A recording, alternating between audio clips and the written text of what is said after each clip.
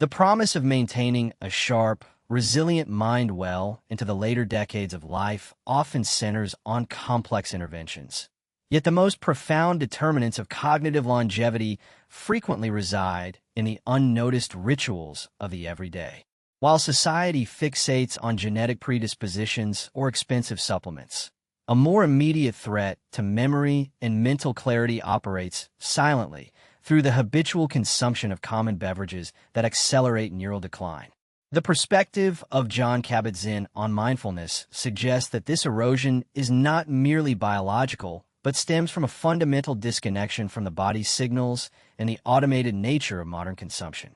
By bringing a non-judgmental, sustained awareness to what enters the body, one can dismantle the autopilot that drives these damaging habits. This journey does not require rigid deprivation, but rather a cultivation of deep attentiveness, transforming daily choices from unconscious repetitions into acts of preservation that safeguard the brain's vitality for the future.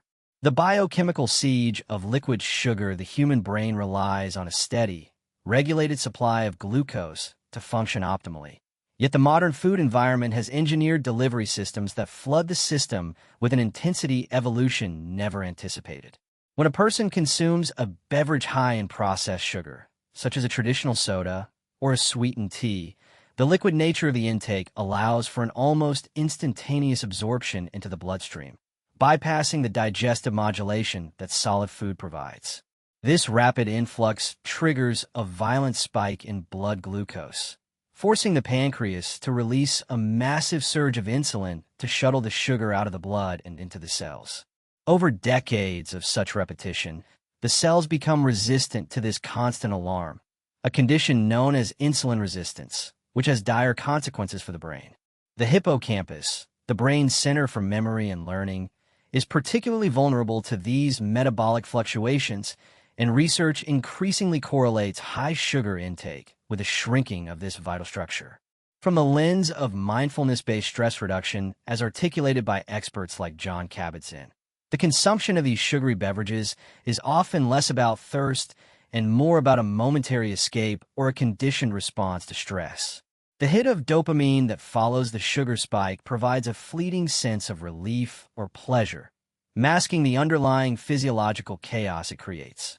The individual over 60, whose metabolic resilience is naturally lower than that of a younger person, experiences this not just as a metabolic event, but as a subtle cognitive fog that settles in hours after consumption. This fog is the result of the subsequent crash in blood sugar, which starves the brain of fuel and triggers the release of stress hormones like cortisol. The cycle of spike and crash keeps the nervous system in a state of chronic alarm, eroding the very neural pathways required for clear thinking and emotional stability. A critical mechanism often overlooked is the role of systemic inflammation, which liquid sugar promotes with exceptional efficiency. The excess sugar that cannot be utilized by the cells binds to proteins in the blood, creating harmful molecules known as advanced glycation end products. These molecules act like debris in the neural machinery, triggering an immune response that inflames the delicate tissues of the brain. For the aging brain, which is already managing the natural accumulation of oxidative stress, this added inflammatory burden can be the tipping point toward noticeable cognitive decline. The inflammation disrupts the blood-brain barrier, allowing toxins to infiltrate the brain's protected environment, further interfering with the communication between neurons. This biological cascade is physically felt as lethargy and mental slowness. Yet without mindful awareness, the individual rarely connects the afternoon slump to the lunchtime soda. Consider the scenario of a 65-year-old retired accountant who maintains a garden and values his intellectual independence. Every afternoon, after a few hours of yard work, he reaches for a cold cola, viewing it as a harmless reward for his physical labor and a source of quick energy. In the immediate moment, the cold sweetness feels refreshing, and the caffeine provides a sharp lift, reinforcing the habit loop. However, by late afternoon, he finds himself struggling to focus on the book he is reading, rereading the same paragraph multiple times as his concentration drifts. He attributes this to the natural aging process, unaware that the beverage he consumed has destabilized his glucose levels and triggered a subtle inflammatory response in his brain. The disconnect between the act of consumption and the resulting cognitive fatigue prevents him from making the necessary behavioral adjustment, trapping him in a cycle of diminishing mental clarity. The practice of mindfulness invites a pause in this automatic sequence, encouraging the individual to observe the craving without immediately surrendering to it. It asks for a curiosity about the actual sensation of thirst versus the desire for stimulation. By paying close attention to how the body feels 10 minutes, 30 minutes, and 2 hours after the drink, the observer begins to gather data that contradicts the marketing promise of refreshment. This experiential knowledge is far more powerful than abstract nutritional advice because it is rooted in one's own reality. It reveals that the temporary pleasure of the sugar rush is purchased at the high cost of cognitive endurance. The mindfulness approach does not demand guilt, but rather fosters a compassionate recognition of how certain choices do not serve the ultimate goal of vitality and presence. It is important to acknowledge that not all sugar operates with the same destructive force, and the context of consumption matters significantly. The sugar found naturally in whole fruits, when consumed with its fiber matrix intact, digests slowly and does not provoke the same insulin shock or inflammatory cascade. Furthermore, an occasional sugary treat consumed by an individual with high insulin sensitivity and an active lifestyle may be metabolized without lasting damage. The danger lies specifically in the chronic, habitual ingestion of liquid sugar in the absence of fiber, particularly for those whose metabolic flexibility has waned with age. The physiological threshold for tolerating these spikes lowers as the decades pass, making what was a benign habit in one's 30s a potent hazard in one's 60s. The insidious nature of this habit is that it often masquerades as a source of energy, confusing the brain's reward system. The person believes they are refueling, when in fact they are depleting their long-term cognitive reserves. The inflammation sparked by high fructose corn syrup and refined sucrose does not resolve immediately. It simmers in the background, subtly impairing the brain's ability to clear out amyloid plaques, the proteins associated with Alzheimer's disease. This chronic low-grade inflammation is the enemy of longevity. It accelerates the aging of the brain's vascular system, reducing blood flow and oxygen delivery to critical areas responsible for decision-making and memory recall. Ultimately, the shift away from sugary liquids is not merely a dietary restriction, but an act of reclaiming agency over one's cognitive future. It involves recognizing that the body is the vessel through which all experience is mediated, and treating it with the care one would accord a precision instrument. By replacing the mindless ingestion of sugar with hydrating, neutral fluids, the inflammation begins to subside, the insulin receptors regain their sensitivity, and the brain's fog lifts. This restoration of clarity is often surprising to those who had accepted their mental slowness as inevitable. It opens the door to a deeper engagement with life, where memory serves not just as a record of the past, but as a vibrant, accessible resource for living fully in the present moment. What craving am I following right now that promises relief but delivers only fog? The false promise of artificial sweeteners as awareness of the dangers of sugar has permeated the collective consciousness. A massive migration has occurred toward beverages sweetened with artificial compounds, marketed as the intelligent, guilt-free alternative. The logic seems sound on the surface. Remove the calories and the glucose spike, and the health risk should vanish. However, the biological reality is far more complex and troubling, particularly for the aging brain. Artificial sweeteners, such as aspartame, sucralose, and saccharin, interact with the body's sensing mechanisms in ways that evolution has not prepared the human physiology to handle. When the tongue tastes intense sweetness, the brain anticipates a corresponding influx of energy and signals the pancreas to prepare for glucose.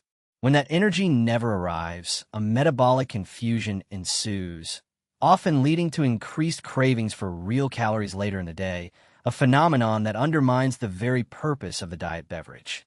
Recent research into the gut-brain axis has revealed that these non-nutritive sweeteners may profoundly alter the microbiome, the vast community of bacteria residing in the digestive tract. These bacteria are not passive passengers. They are active participants in the production of neurotransmitters like serotonin and dopamine, which are essential for mood regulation and cognitive function. Dysbiosis, or the imbalance of these gut bacteria, has been increasingly linked to neuroinflammation and cognitive decline. By regularly dousing the gut environment with synthetic chemicals, the individual may be inadvertently culling the beneficial bacteria that protect the brain and encouraging the growth of strains that promote inflammation. This internal shift can manifest as anxiety, brain fog, and a subtle degradation of memory, symptoms that are rarely traced back to the healthy diet soda.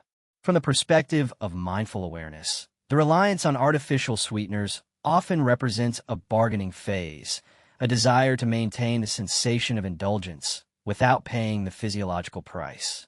Jean Kabat-Zinn's teachings often highlight how we cling to attachments, and the attachment to sweetness is one of the most primal. The diet drink allows the individual to avoid confronting the underlying dependency on hyperpalatable tastes. Instead of retraining the palate to appreciate the subtle, natural flavors of whole foods and water, the artificial sweetener keeps the taste buds acclimated to an unnatural level of sweetness. This sensory overload numbs the appreciation for simpler, nourishing inputs, keeping the mind and body locked in a cycle of seeking high-intensity stimulation that the natural world cannot provide. The neurotoxicity of certain artificial sweetener byproducts remains a subject of intense scientific scrutiny, with some studies suggesting that the breakdown components of these chemicals can cross the blood-brain barrier and excitotoxically overstimulate neurons. While regulatory agencies deem them safe in limited quantities, the cumulative effect of daily consumption over decades in a 60-year-old brain is a different variable entirely. The aging blood-brain barrier is often more permeable than that of a younger adult, potentially allowing higher concentrations of these compounds to interact with neural tissue. This creates a risk profile that is not merely about calories, but about the chemical integrity of the brain's environment. The promise of zero sugar masks the introduction of synthetic agents whose long-term interplay with neural aging is still not fully understood. Consider a retired teacher who has successfully managed her weight for years by drinking 3 cans of diet soda daily. She prides herself on her discipline in avoiding cakes and candies, believing she has solved the health equation. However, she has begun to notice a persistent difficulty in recalling names and a sense of mental fatigue that sets in by mid-morning. She dismisses this as a lack of sleep or simple aging. In reality, the chemical disruption in her gut microbiome is reducing the production of neuroprotective compounds, while the metabolic mismatch caused by the fake sweetness keeps her insulin levels dysregulated despite the lack of sugar. Her body is in a state of suspended confusion, waiting for fuel that never comes, while her brain struggles to maintain equilibrium amidst the chemical interference. There is a profound opportunity here to practice the beginner's mind, a core tenet of mindfulness, by approaching one's diet without the accumulated assumptions of decades of advertising.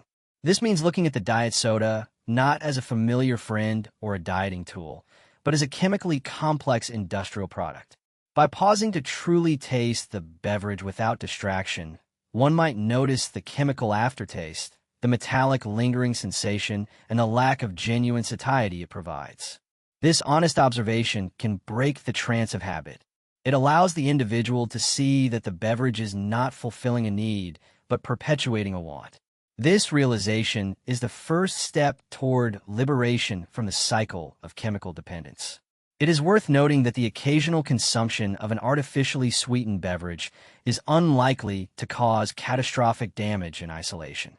The human body is resilient and capable of detoxification.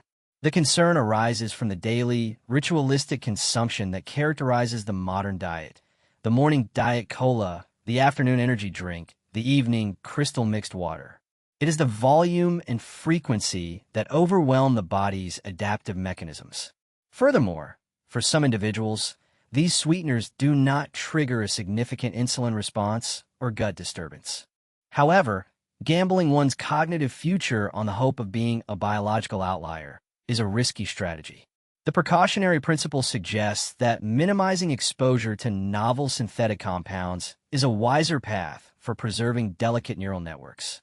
The transition away from these beverages requires a willingness to sit with the discomfort of withdrawal as the brain cries out for the dopamine hit it has come to expect. This discomfort is temporary, but the clarity that lies on the other side is lasting. As the palate resets, the natural sweetness of a berry or the refreshing neutrality of water becomes satisfying in a way that the hypersweetened chemicals never were. This is a physiological and psychological recalibration. It involves trusting the body's ability to regulate itself when provided with honest signals rather than deceptive inputs. The removal of these chemical disruptors allows the gut-brain axis to heal, restoring the production of vital neurotransmitters and lifting the chemical veil that has obscured memory and focus. Where in my life am I accepting a synthetic substitute instead of the real thing? The silent erosion of evening alcohol among the rituals of relaxation. Few are as culturally entrenched as the evening drink. For many over the age of 60, a glass or two of wine or spirits marks the boundary between the demands of the day and the leisure of the night. It is viewed as a civilized decompressor, a heart-healthy habit, or a necessary sedative for sleep. However, the neurobiological reality of alcohol consumption in the aging brain tells a starkly different story. As the body ages, its ability to metabolize alcohol diminishes significantly. The liver enzymes responsible for breaking down ethanol become less efficient, and the water content of the body decreases, leading to a higher concentration of alcohol in the blood for a longer duration. What was once a moderate dose that the body could easily handle becomes a potent toxin that lingers, wreaking havoc on neural structures long after the glass is empty. The most immediate and destructive impact of alcohol is on the architecture of sleep. While it acts as a sedative that may help a person lose consciousness faster, it fundamentally fragments the sleep cycle. Alcohol suppresses REM sleep, the critical phase of restoration where the brain consolidates memories and processes emotions. For a person in their 60s or 70s, deep sleep is already naturally reduced. Adding alcohol to the equation can virtually eliminate these restorative windows. The result is a brain that wakes up chemically exhausted, even after 8 hours in bed. The memories of the previous day have not been properly filed away, and the neural toxins that are usually flushed out during deep sleep via the glymphatic system remain trapped in the tissue, contributing to the gradual accumulation of damage associated with dementia. Through the lens of mindful awareness, the evening drink often serves as a chemical method of checking out, a way to numb the subtle anxieties or physical discomforts of the day rather than meeting them with presence. John Kabat-Zinn has written extensively on the difference between responding to stress and reacting to it. Alcohol is often a reactive measure, a tool to blunt the sharp edges of experience. The danger is that by numbing the stress, one also numbs the capacity for joy, sharpness, and genuine connection. The brain shrinks in direct correlation to alcohol intake. Imaging studies have shown that even moderate drinkers often display reduced gray matter volume in the hippocampus and prefrontal cortex compared to non-drinkers. This physical atrophy manifests as a rigidness in thinking, a loss of emotional control, and a fading of autobiographical memory. The mechanism of neurotoxicity involves the metabolite acetaldehyde, a byproduct of alcohol breakdown that is highly toxic to cells. In the brain, acetaldehyde damages the DNA of neurons and disrupts the neurotransmitter balance, specifically affecting glutamate and GABA systems. This disruption impairs the brain's plasticity, its ability to form new connections and adapt to new information. For the aging individual, preserving plasticity is the holy grail of cognitive health. By regularly introducing a neurotoxin, one is actively working against the brain's repair mechanisms. The cumulative effect of this nightly chemical assault is a gradual thinning of the cortex, the area responsible for higher-order thinking, planning, and impulse control. Consider a grandfather who cherishes the evenings reading to his grandchildren, but finds himself increasingly irritable and unable to follow the plot of the stories after his customary 2 glasses of wine at dinner. He believes the wine relaxes him, but in reality, it is inducing a mild withdrawal state by the time morning comes, creating a cycle of anxiety that only the next evening's drink seems to quell. He notices he forgets conversation from the night before, a phenomenon he jokes about as senior moments, but which is actually a drug-induced amnesia caused by the failure of the hippocampus to encode new memories under the influence of ethanol. The tragic irony is that the substance he uses to unwind is the very agent that is winding up his nervous system and stripping away the cognitive faculties he values most. There is a profound reflective point to be found here in the observation of one's own state. If one pauses to truly examine the quality of mind the morning after drinking, the subtle sluggishness, the emotional fragility, the lack of creative spark, the romanticized image of the evening ritual begins to crumble. It becomes clear that the cost of that hour of chemically induced relaxation is the quality of the next 16 hours of conscious life. This is not a moral judgment, but a pragmatic assessment of cause and effect. The clarity that comes from abstinence is not just an absence of a hangover. It is the presence of a sharp, engaged, and resilient mind that is fully available to the world. Of course, the social and cultural role of alcohol cannot be dismissed, and there are contexts where celebratory toast has psychological value that may outweigh the physiological cost in that singular moment. The strict elimination of all pleasure is not the goal of a balanced life.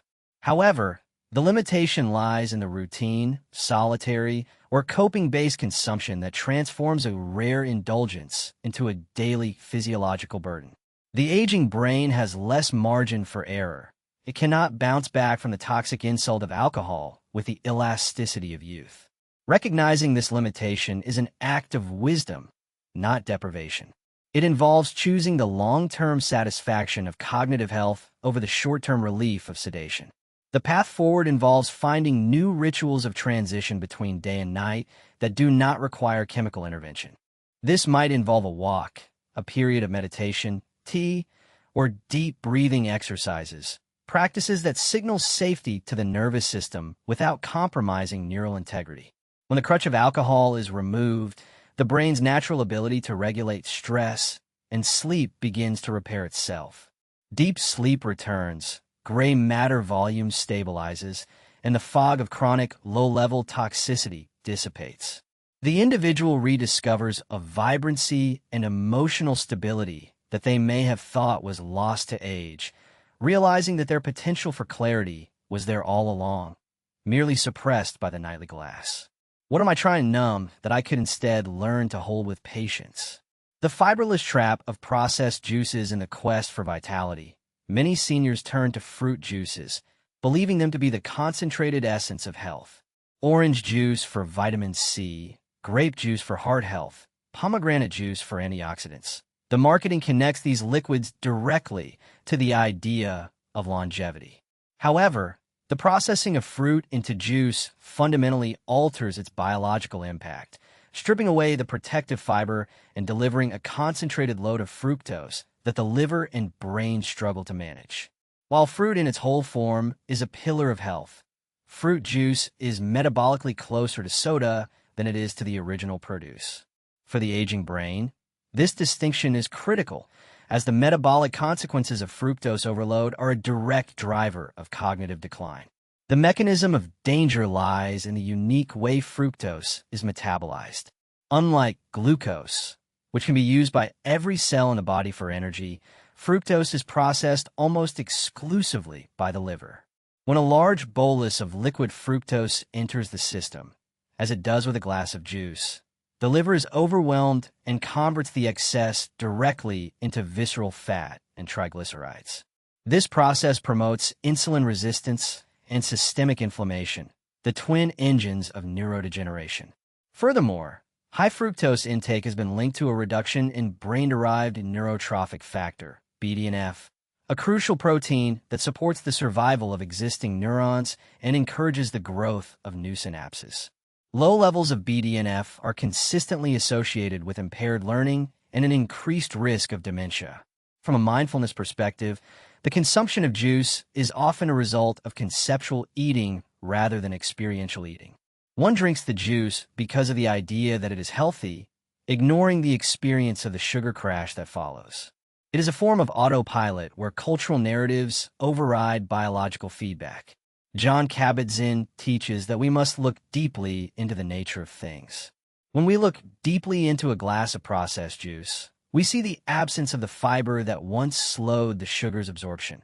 We see the pasteurization that destroyed many of the heat-sensitive enzymes. We see a product engineered for shelf life and sweetness rather than human thriving. This clear seeing dissolves the halo of health that surrounds the beverage, revealing it as a simple sugar delivery system. The synthesis of our journey through these four categories of drinks, sugary sodas, artificial sweeteners, alcohol, and processed juices, reveals a common thread. They're all modern distortions of natural hydration that compromise the brain's delicate equilibrium. They offer immediate sensory gratification or convenience at the expense of long-term neural integrity. The future hook of a vibrant, sharp, and energetic old age depends on the willingness to reject these convenient toxins. The quantifiable promise is that by removing these inflammatory and disruptive agents, the brain can heal. Neuroplasticity remains active throughout the lifespan. When the chemical assaults cease, the brain's resources are redirected from damage control to repair and growth. Consider the empowerment of a different choice. A woman in her late 60s decides to replace her morning orange juice with whole fruit and water, her afternoon diet soda with herbal tea, and her evening wine with a sparkling water ritual. At first, the transition feels like a loss, a stripping away of small comforts. But within weeks, she notices the quantifiable shifts. Her sleep deepens, her word retrieval becomes faster, her mid-afternoon energy slump vanishes, and her mood stabilizes. She realizes that what she thought was the inevitable decline of age was actually the cumulative toxicity of her habits. She has not just changed her drink, she has altered the trajectory of her aging process. This transformation requires a shift from passive consumption to active, conscious nourishment. It is about honoring the incredible complexity of the brain that has served you for 6 decades and counting. It means protecting the hippocampus from the assault of sugar, shielding the prefrontal cortex from the thinning effects of alcohol, and nurturing the gut microbiome by avoiding synthetic chemicals. The body is always speaking, sending signals of distress through fatigue, fog, and forgetfulness. Mindfulness is simply the act of listening to this language and responding with care. In the end, the secret to cognitive longevity is not found in a pill or a drastic regime, but in the quiet, consistent removal of the obstacles to health. It is a return to simplicity, to water, to whole foods, to clear perception. By clearing away the liquid disruptors that erode memory, we make space for a mind that is spacious, alert, and capable of fully inhabiting the wisdom of its years. The clarity you seek is not something you need to acquire. It is something you need to stop obscuring. What simple truth is my body telling me that I have been too distracted to hear?